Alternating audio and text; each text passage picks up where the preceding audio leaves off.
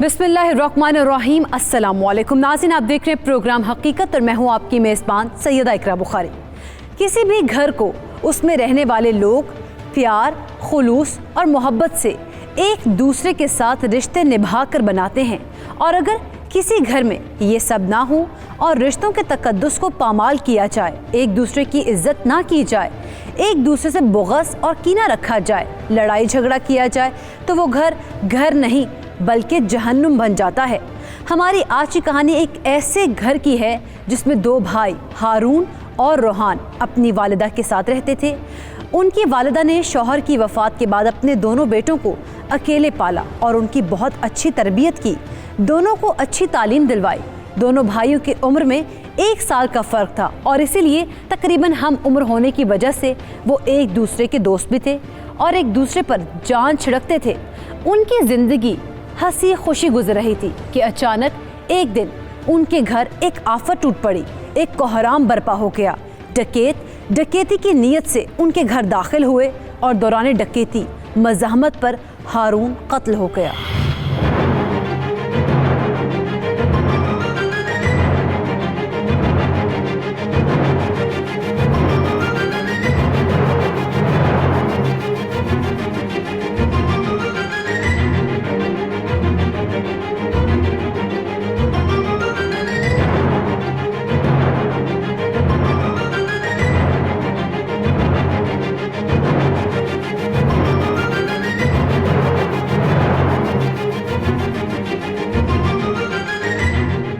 Dead body को तवील में लेकर पोस्टमार्टम के लिए भिजवाओ और कमरे का दरवाजा लॉक कर दो ताकि फॉरेंसिक वाले रिपोर्ट इकट्ठी कर सके। जी सर। रोहान साहब, इस कमरे में कोई ना आए ताकि सबूत ज़ाया ना हो, क्योंकि अलमारी और दराजों पर डाकुओं के उंगलियों के निशानात हो सकते हैं। जी सर। अच्छा, अरुण साहब की किसी के साथ कोई लड़ाई हुई थी? नहीं सर, मेरा भाई तो बड़ा मिलनसार लड़का था, जो भी इससे मिलता इसका दोस्त बन जाता। भला इससे कौन दुश्मनी पालेगा। फिर तो ये दौरान डकैती मज़ाहमत पर कत्ल का वाक़या मालूम होता है। जी सर, मैं अपने कमरे में था, मुझे गोली की आवाज़ सुनाई दी। मैं एकदम से बाहर की तरफ भागा। मैंने देखा 2 लड़के बाहर की तरफ भाग रहे हैं। फिर सर मैं उनके पीछे भागा और उन्होंने मुझे असला दिखाकर डरा दिया और मुझे गोली मारने की धमकी दी और मैं वहीं रुक गया। उसके बाद जब मैं वापस आया तो मेरा भाई हारून इस हाल में था। मेरे भाई को उन्होंने मार दिया। मेरा भाई मार दिया। जब ये वाक़या हुआ तो आप उस वक्त कहाँ थी? मैं घर पर नहीं थी, हमसायों की तरफ गई थी। मैं जब वापस आई हूँ तो अपने बच्चे को इस हाल में देखा। अब मेरा बच्चा मुझे छोड़ के जा चुका था।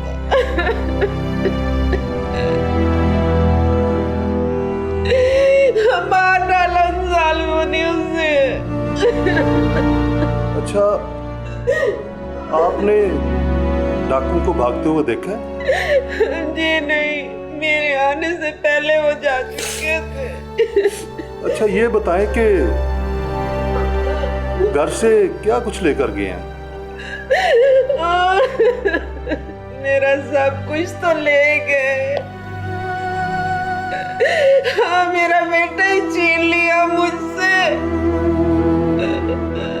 हाँ, मेरी आधी दौलत ले गए। मेरा एक बाजू काट डाला उन बदबख्तों ने। माँ जी, आप हौसला रखें। रोहान साहब, आप ये बताएं कि वो क्या कुछ लेकर गए हैं? सर, हारून के कमरे से तो बस कैश ही गया। जो उसके पास मौजूद था चंद हजार होंगे। शायद उसकी मज़ाहमत की वजह से वो किसी दूसरे कमरे में ना जा सके और वहां से भाग गए।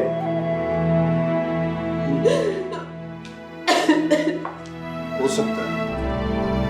सर लाश को एम्बुलेंस में मुंतकिल कर दिया है और कमरा भी लॉक कर दिया है। अच्छा माँ जी, हम अब चलते हैं। हम जल्द ही आपके बेटे के कातिलों को गिरफ्तार करके उन्हें कैफरे करदार तक पहुंचाएंगे। रोहान साहब, हम जल्द से जल्द पोस्टमार्टम करवाकर डेड बॉडी आपके हवाले करेंगे ताकि आप लोग मरहूम की आखिरी रसूमात अदा कर सकें। दौरान डकैती हारून के कत्ल का उनके भाई के अलावा कोई और चश्मदीद गवाह न था। पुलिस से बात करते वक्त मुमताज के आंसू बेटे की जुदाई में थमने का नाम नहीं ले रहे थे, क्योंकि एक ही पल में उसकी दुनिया उजड़ चुकी थी। दुख इसलिए भी ज्यादा था कि उसने अपने शौहर की वफात के बाद तिनका तिनका जोड़कर अपने बेटों के साथ आशियाना बनाया था, जो एक बार फिर बिखर चुका था। अब उसे अपने शौहर की तरह अपने बेटे की यादों के सहारे जीना था।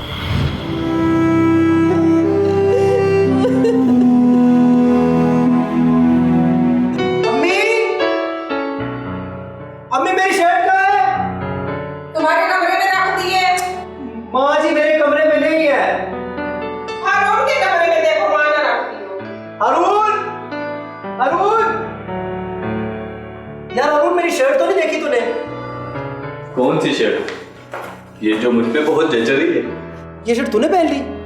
यार ये मैंने अपने लिए प्रेस कराई थी, उतार इसे। अब बहुत देर हो चुकी है मेरी जान, तो अपने लिए कोई और शर्ट प्रेस कर ले। अम्मी, अम्मी अरुण मेरी शर्ट नहीं वापस कर रहा। मेरे भाई, अगर तू मोहल्ले से एक दो और लोगों को भी बुला लेगा ना, तुझे ये शर्ट नहीं मिलेगी। मैं देखता हूँ तो कैसे नहीं देता। अम्मी, अम्मी जी। क्या शोर मचा रखा है तुम दोनों ने? अम्मी ये देखिए, इसने मेरी शर्ट पहनी, आपने मेरे लिए प्रेस की थी। अम्मी, ये शर्ट मैंने चोरी नहीं की, बल्कि किस्मत ने मुझे दी है। आपने प्रेस करके इसके कमरे के बजाय मेरे कमरे में रख दी, मैंने पहन ली। थैंक यू अम्मी, आप बहुत अच्छी हैं। ओहो, मेरा तो दिमाग खराब हो गया। तुम दोनों का कसूर है। सारा दिन मुझे तंग करते रहते हो। यार मेरी शर्ट वापस करो। क्या हो गया भाई, तुम दूसरी शर्ट पहन लो। यार कोई और शर्ट प्रेस नहीं है, मुझे जरूरी काम जाना, मुझे देर हो रही है। मैं तुम्हें दूसरी शर्ट प्रेस कर देती हूँ। ठीक है माँ जी, जल्दी कर दे। तुम कहाँ चले गए हो? मुझे और अपने भाई को छोड़कर।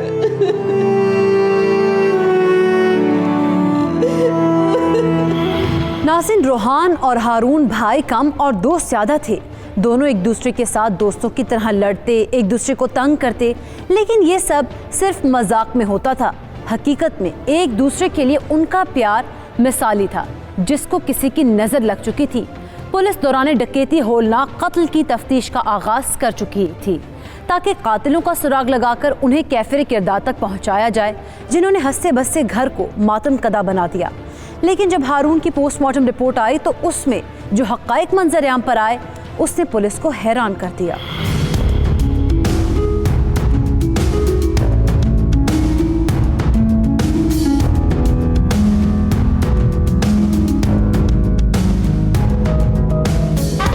सर ये वो डकैती के दौरान कत्ल होने वाले केस की पोस्टमार्टम रिपोर्ट।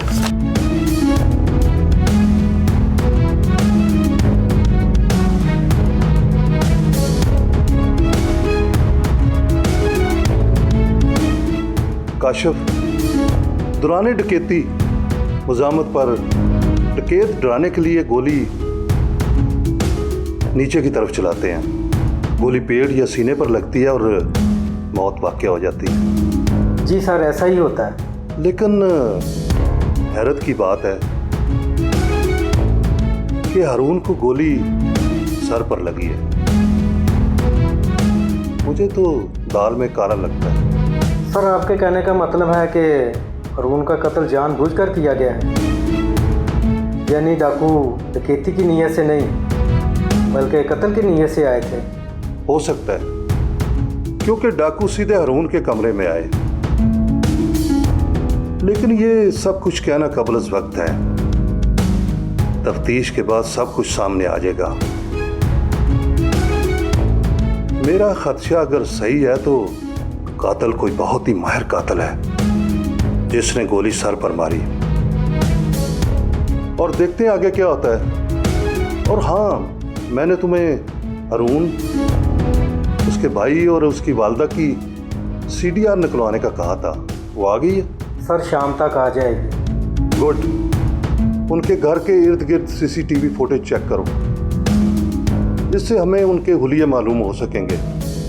और मोहल्ले में जाकर मालूम करो कि हो सकता है किसी ने देखा हो, उससे भी हमें काफ़ी मदद मिल सकती है। हो सकता है कि कातिल रिकॉर्ड याफ्ता हूँ और हमें पुलिस के रिकॉर्ड से मालूम हो सके। जी सर।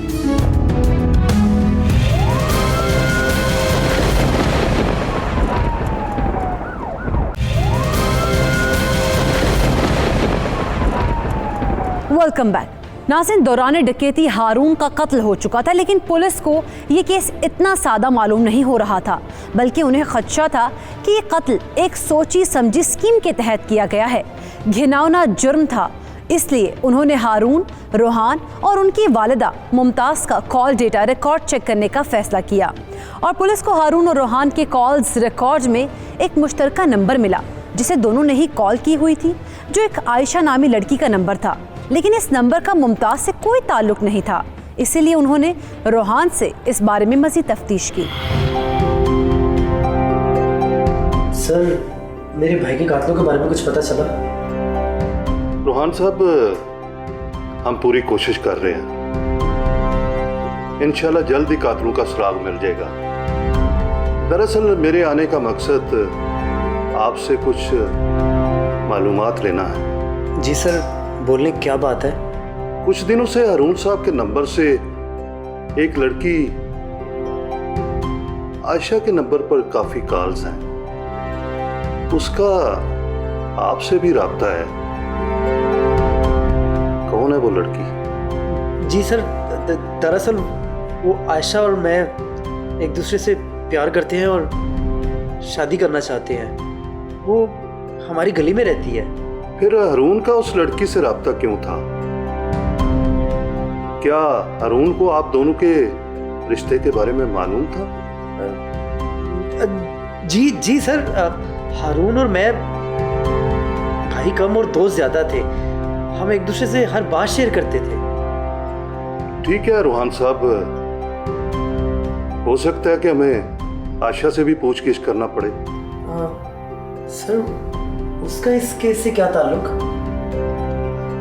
ताल्लुक है ना, ये तो सब पूछगिछ के बाद ही पता चलेगा, क्योंकि उसका राब्ता आपके भाई से था और हारून साहब ने काफी कॉल्स भी की हैं। लेकिन सर आयशा और मेरे बारे में हारून के अलावा किसी को भी नहीं पता, उसके घर वालों को भी नहीं। अगर आपने उसे बुलाया तो बहुत बड़ा मसला हो जाएगा। मैं समझता हूँ, आप फिक्र ना करें, मैं उन्हें थाने बुला लूंगा, उनके घर नहीं जाऊंगा। आयशा और रोहान एक ही मोहल्ले में रहते थे और एक दूसरे को पसंद करते थे। दोनों ने अपने रिश्ते को सबसे पोशीदा रखा हुआ था।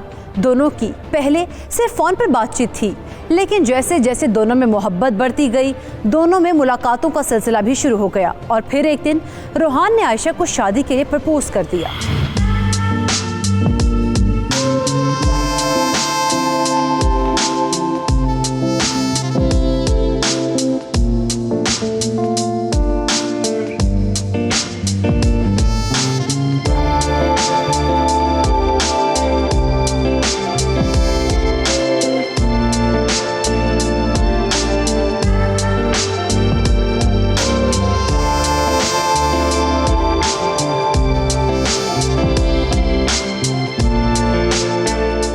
वैसे आज ना आज आप बहुत प्यारी लगी। Thank you. और आप भी। थैंक्स। वैसे मैं इससे भी ज़्यादा अच्छा लग सकता था, लेकिन वो हारून ना। क्या किया हारून ने? यार वो हमेशा मेरी प्रेस की हुई शर्ट्स पहन जाता है। आप दोनों में दोस्ती भी तो बहुत है, कहीं आप उसे बता के तो नहीं कि आप मुझसे मिलने आए हैं? नहीं, उसे नहीं पता है। वैसे कब तक छुपाएंगे, उसे पता चल ही जाना है। हम रहते भी तो एक ही गली में है ना। हाँ, अच्छा ही है अगर उसे पता लग जाए, क्योंकि जब उसे पता लग जाएगा तो वो हमें मिलने के बहाने ढूंढेगा और हमें ठगेगा और हमसे खाने खाएगा। अच्छा छोड़ें, अब क्या आप हारून की ही बातें कर रहे हैं, कुछ अपनी बातें भी कर लें। आपका मतलब है प्यार मोहब्बत की बात है? जी हाँ। वैसे आपसे एक बात पूछूं? जी पूछे। मैं आपको कितना अच्छा लगता हूँ? ये कैसा सवाल है? बताएं ना। आप मुझे बहुत अच्छे लगते हैं, इतने अच्छे लगते हैं कि मैं आपको बता भी नहीं सकती। इसका मतलब है कि आप मुझसे शादी करेंगे? मैं आपके अलावा किसी और से शादी का सोच भी नहीं सकती। आयशा से मोहब्बत से पहले रोहान और हारून एक दूसरे के साथ वक्त गुजारते थे, लेकिन आयशा के साथ दोस्ती और फिर उससे शादी के अहदो पैमा करने के बाद रोहान ने ज़्यादा वक्त उसे देना शुरू कर दिया। घर आकर भी वो सारा दिन उसके साथ फ़ोन पर बातें करता रहता था। यूँ हारून इग्नोर होना शुरू हो गया था।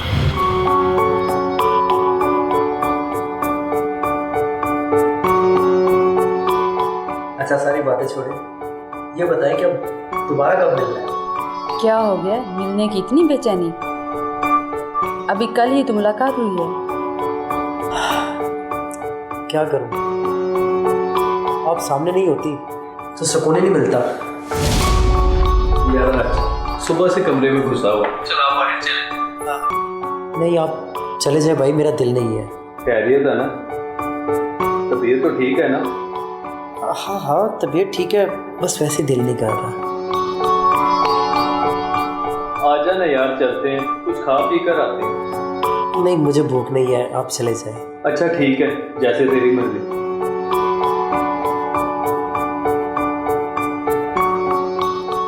हाँ हेलो। चले जाना था हारून के साथ। बड़े तेज कान है जनाब के। बेचारा हारून, मेरी वजह से आप उसे टाइम ही नहीं दे पा रहे। अरे कोई बात नहीं, उसे भी कोई मिल जाएगी, वो भी बिजी हो जाएगा। हाँ जी ये भी है। वैसे उनके लिए कोई लड़की तलाश करूं? हाँ जी जी ज़रूर मैडम, आखिर आप उसकी होने वाली भाभी हैं, फर्ज बनता है आपका। अच्छा जी। सर दुराने डकैती कत्ल वाले केस में फ्रांजा की रिपोर्ट आ गई है। दिखाओ।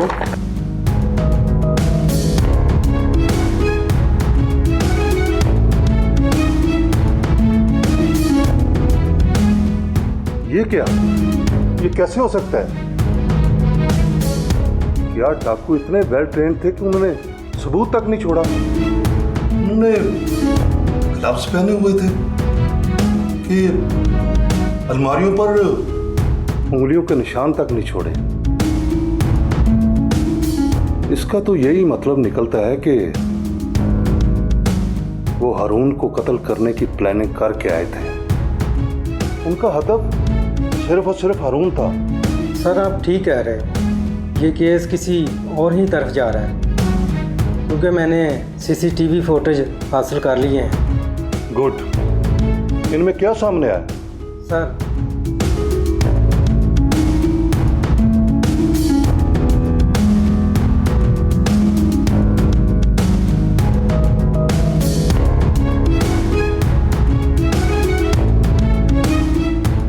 अच्छा तो ये मामला है। एक काम करो, कल ही उस लड़की आशा को थाने बुलाओ, पूछगिछ के बाद ही सब कुछ वाज़ेह होगा। और जो कुछ सीसीटीवी फुटेज में आया है, इससे मामला संगीन से संगीन तर होता जा रहा है। ओके जी सर। सीसीटीवी फुटेज में ऐसा क्या था जिसने पुलिस वालों को हैरान कर दिया? पुलिस वालों ने सीसीटीवी फुटेज देखने के बाद आयशा को तफ्तीश के लिए क्यों बुलाया? क्या कत्ल की वारदात में आयशा का था कोई किरदार? हकीकत से पर्दा उठाएंगे एक ब्रेक के बाद।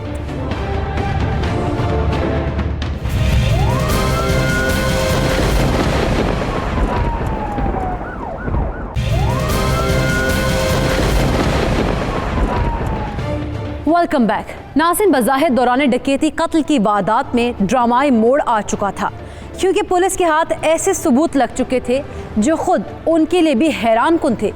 इसीलिए उन्होंने मकतूल हारून के भाई रोहान से मोहब्बत करने वाली लड़की आयशा को तफ्तीश के लिए बुलाया, क्योंकि उसे हारून ने भी कॉल्स की हुई थी। आयशा ने दौरान तफ्तीश हारून के किरदार से मुताल्लिक हैरान कुन इंकशाफात किए।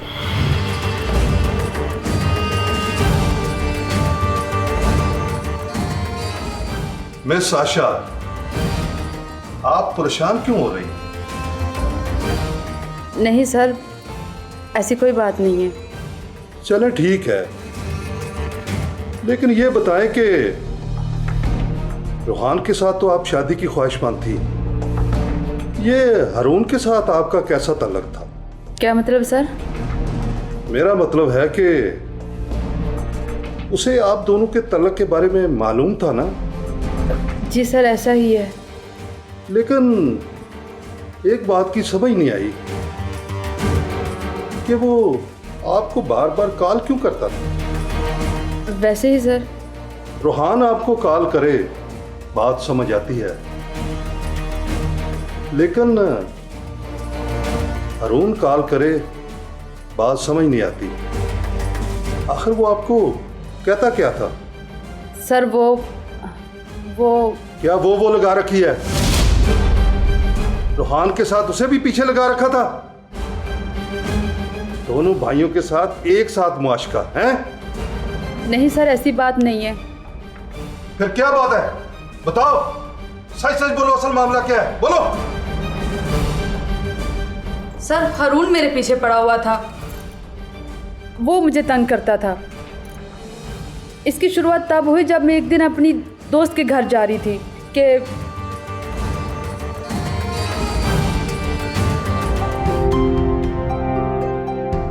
अस्सलाम वालेकुम आयशा। वालेकुम अस्सलाम। कैसी हैं आप? अच्छी लग रही हैं। शुक्रिया। लगता है आज बड़ी जल्दी में हैं आप। जी एक ज़रूरी काम है। ऐसा भी क्या ज़रूरी काम है जिसकी वजह से आप मुझसे चंद मिनट बात भी नहीं कर सकती? जी आपने क्या ज़रूरी बात करनी है? ज़रूरी बात ये करनी है कि आपकी तारीफ़ करनी है। आप बहुत प्यारी लग रही हैं, बहुत खूबसूरत लग रही हैं, और मेरा दिल चाह रहा है कि आपसे दोस्ती कर लूं। हारून हद में रहें, ये आप मुझसे कैसी बातें कर रहे हैं? अच्छा, रिलैक्स आयशा, इतना गुस्सा अच्छा नहीं होता। मैं तो मजाक कर रहा था और आप गुस्सा कर गई। वैसे गुस्से में भी अच्छी लगती हैं आप। मैं चलती हूँ, अम्मी इंतज़ार कर रही होंगी।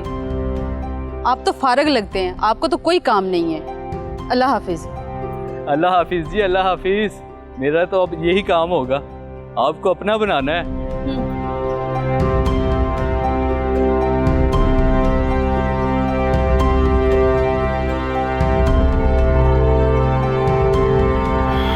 आयशा ने पुलिस को मजीद बताया कि उसने सारे वाक़े के बारे में रूहान को आगाह किया कि कैसे हारून ने उसके साथ बदतमीज़ी की और हारून को समझाने के लिए भी कहा, लेकिन रूहान ने उसे हारून का बचपना कहकर मामले को टाल दिया ताकि किसी और को उसके और आयशा के रिश्ते के बारे में शक न हो।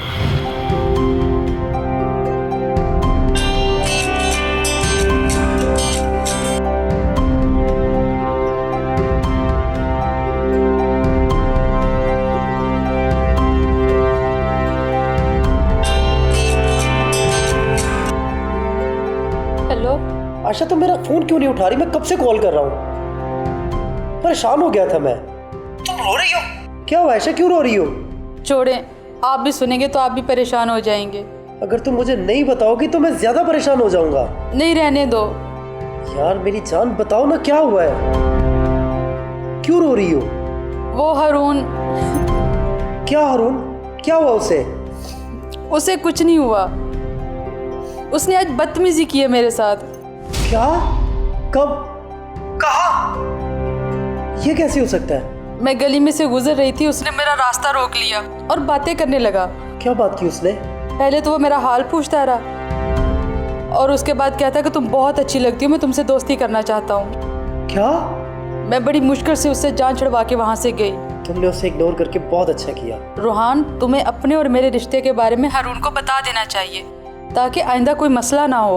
यार अभी नहीं बता सकता, इस तरह हम दोनों का मसला खराब हो सकता है और मैं हम दोनों को बदनाम नहीं करना चाहता।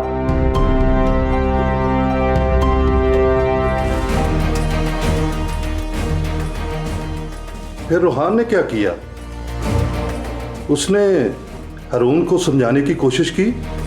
जी, रूहान ने हारून से कोई बात नहीं की। फिर उसके बाद क्या हुआ? इसके बाद हारून की तरफ से मुझे तंग करने का सिलसिला शुरू हो गया। पता नहीं कैसे उसके पास मेरा नंबर आ गया था। वो बार बार कॉल करके मुझे परेशान करता था। मैं बहुत परेशान थी। मुझे कुछ समझ नहीं आ रही थी कि मैं क्या करूं। उसने मेरी ज़िंदगी को अजाब बना दिया था।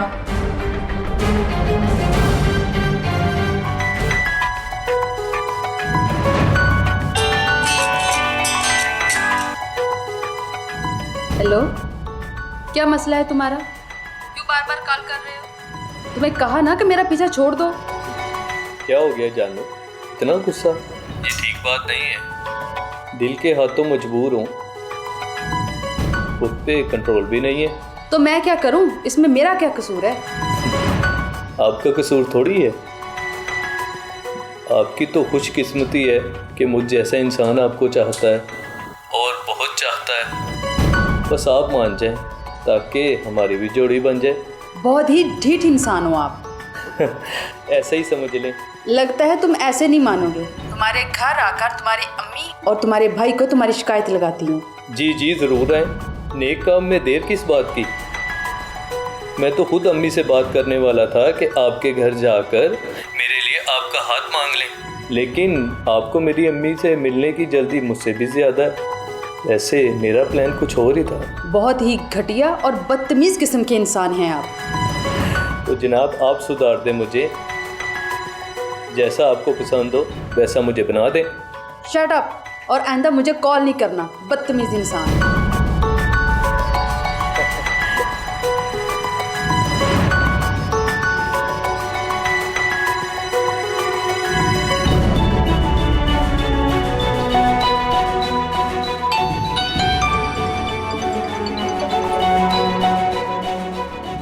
हेलो। हेलो रूहान, हारून को समझाओ वरना उसकी वजह से तुम मुझे खो दोगे। क्या हो गया आयशा? तुम इतना गुस्से में क्यों हो? अब क्या किया हारून ने? हारून के पास मेरा नंबर आ गया, अभी उसकी कॉल आई थी। आज तो उसने हद ही कर दी। आपको कुछ करना होगा। अच्छा तुम परेशान मत हो। कैसे परेशान ना हूँ? जैसे उसने मेरे साथ घटिया किस्म की बातें की, मैं आपको बता भी नहीं सकती। अच्छा यार तुम रो मत। मुझे तो खुद यकीन नहीं हो रहा कि मेरा भाई ऐसे कर सकता है। मैं तो समझ रहा था वो मजाक कर रहा है, लेकिन उसने तो हद ही पार कर दी है। रूहान, हमें जल्द से जल्द इस मसले का हल निकालना होगा। हाँ ठीक है, तो बस रोना बंद करो।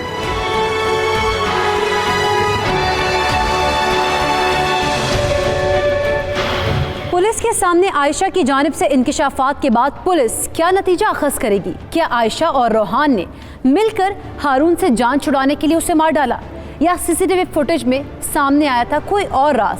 क्या उसे कत्ल करने के पीछे था कोई और किरदार? क्या हारून को कत्ल करने के लिए किराए का कातिलों का इस्तेमाल किया गया? हकीकत से पर्दा उठाएंगे आफ्टर अ शॉर्ट ब्रेक।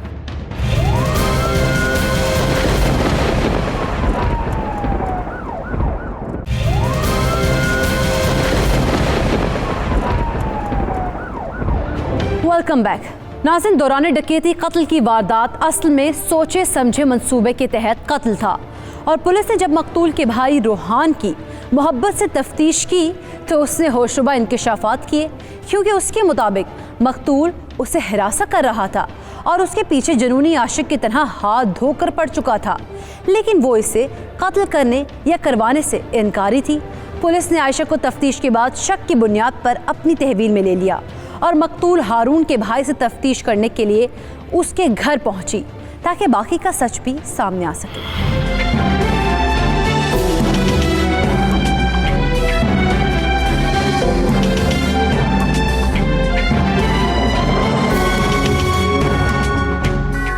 मां जी, आपके बेटे के कातिलों का सुराग मिल गया।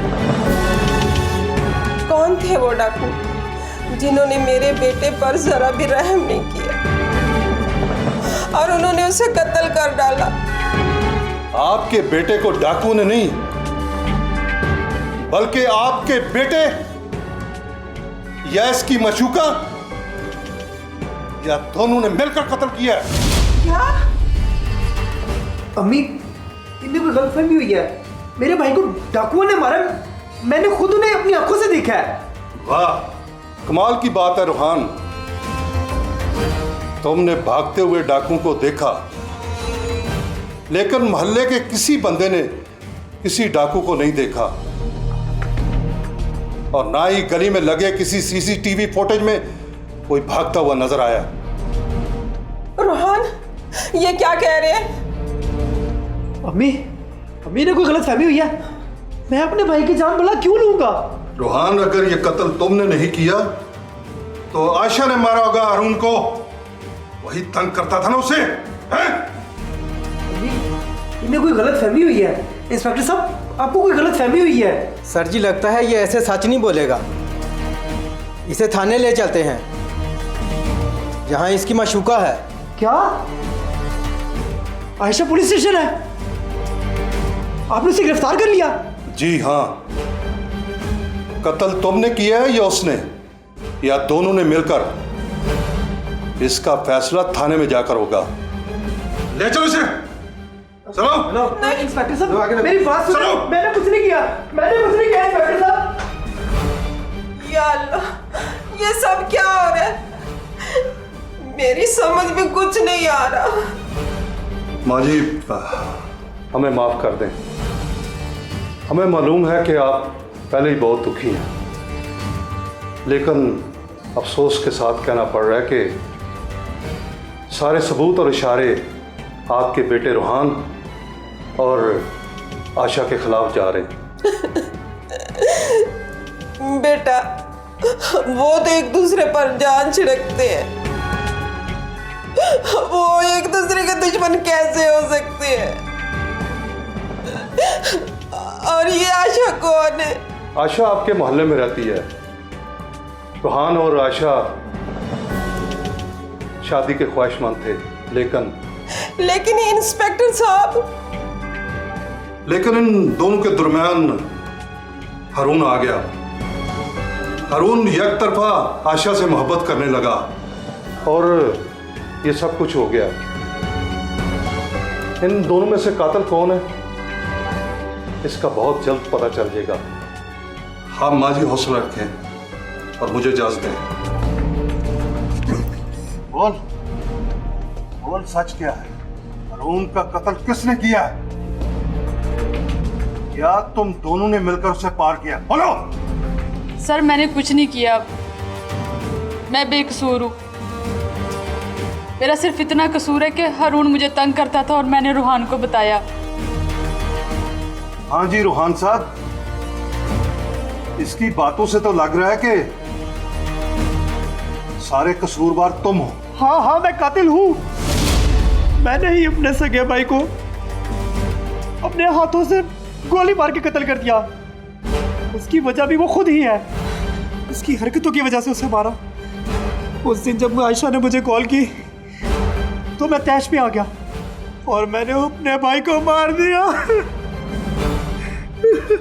क्या तुमने उसे बताया कि तुम और आशा एक दूसरे से प्यार करते हो और शादी करना चाहते हो? या तुम्हारी नजर में इस मसले का यही हल था? जी नहीं, मैं ऐसा नहीं कर सका। लेकिन क्यों?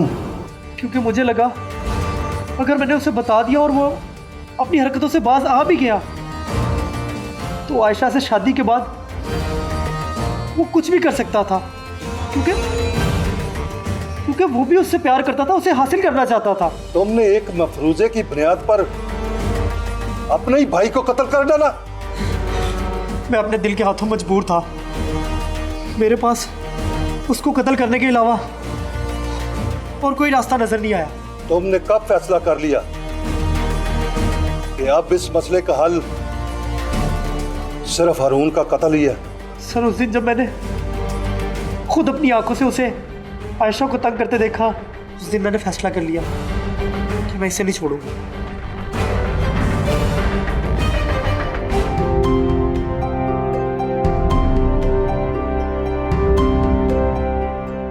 कैसी हो मेरी जान? कहाँ जा रही हो?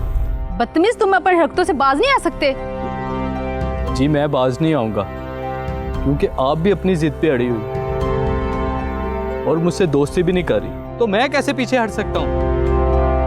हारून, खुदा का वास्ता मेरा पीछा छोड़ दो। क्यों अपनी और मेरी जिंदगी बर्बाद करने पर तुले हो? यही सवाल मेरा आपसे है। आप मुझे ठुकरा कर क्यों मेरी जिंदगी बर्बाद कर रही हो? और अगर ऐसा मेरे साथ हुआ ना तो सुकून से जीने में आपको भी नहीं दूंगा।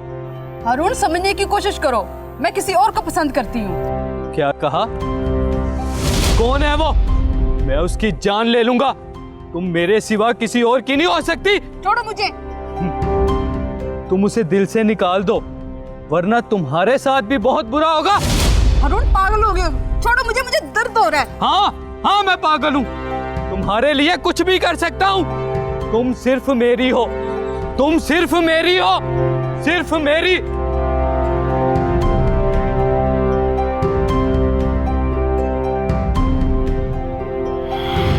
रोहान अपनी आंखों से हारून की आयशा के लिए दीवानगी देख चुका था।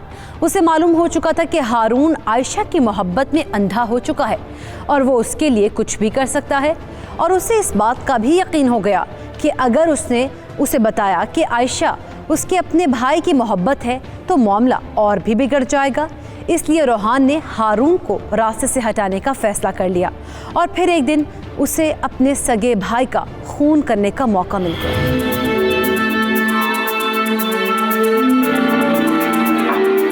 रोहान जी अम्मी। मैं बुशरा आंटी के यहाँ जा रही हूँ, उनकी तबीयत ठीक नहीं ना रहती, उनका हाल पूछो। जी ठीक है अम्मी। और हारून अपने कमरे में सो रहा है, उसको बता देना उसका नाश्ता बना हुआ है और मैं घंटे तक आ रही हूँ, ठीक है?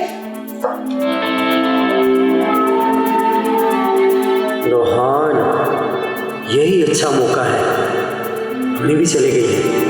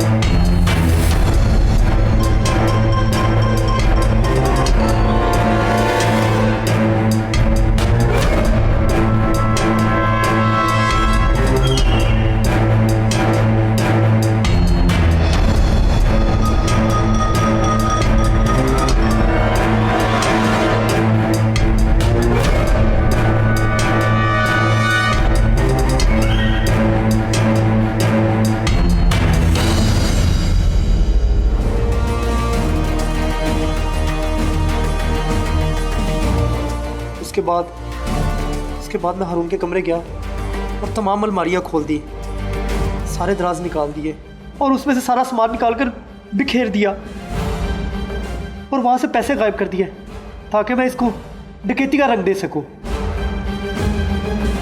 और उसके बाद की कहानी तो हमें मालूम है। सर मुझे माफ कर दो, मुझसे बहुत बड़ी गलती हो गई, प्लीज मुझे माफ कर दे। क्या तुमने अपने भाई को माफ किया था? उसे तो मालूम भी नहीं था कि वो किसे तंग करता है। हो सकता है कि तुम उसे सच बता देते तो वो अपनी हरकतों से बाज आ जाता। जिस शख्स ने अपने भाई को माफ नहीं किया, क्या कानून उसे माफ कर सकता है? सर मैं मजबूर था, वो भी आयशा को हासिल करना चाहता था और मैं भी। तो क्या अब तुमने उसे हासिल कर लिया? इसका कोई और भी हल निकाला जा सकता था। तुम अपनी वालदा से बात करते, हो सकता है कि वो उसे समझाती हैं और वो अपनी हरकतों से बाज आ जाता, या वो कोई इस मसले का कोई और हल निकाल लेती। अफसोस तुमने वो रास्ता अख्तियार किया जिससे वापसी नामुमकिन है। अब तुम सारी जिंदगी जेल की सलाहों के पीछे गुजारोगे और तुम्हारे पास इस ताने के अलावा कुछ भी नहीं बचेगा। ये मैंने क्या कर दिया? या अल्लाह मुझे माफ कर दे, ये मैंने क्या कर दिया? ये मैंने क्या कर दिया?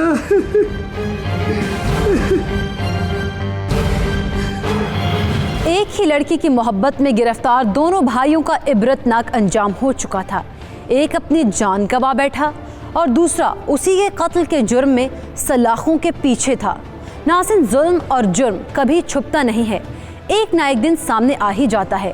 अगर रोहान ये इंतहाई कदम उठाने से पहले अपने अंजाम और अपनी बूढ़ी माँ के बारे में एक बार भी सोच लेता तो शायद उसे ये दिन ना देखना पड़ता और वो अपने ही सगे भाई का कातिल ना बनता। खूनी रिश्ते बहुत कीमती होते हैं, लेकिन बदकिस्मती से हमारे मुआशरे में खूनी रिश्तों के तकद्दुस की पामाली मामूली और अपनों के हाथों अपनों का खून बहाना मामूल बनता जा रहा है, जिसकी बड़ी वजह गुस्सा, जिद और अना है। अगर इंसान कोई भी गुनाह करने से पहले अपने अंजाम के बारे में सोच ले तो उस पशेमानी से बच सकता है जिसका सामना हकीकत आया होने और कानून की गिरफ्त में आने के बाद रोहान को था। मुझे और टीम हकीकत को दीजिए इजाज़त। अल्लाह ने के बाद।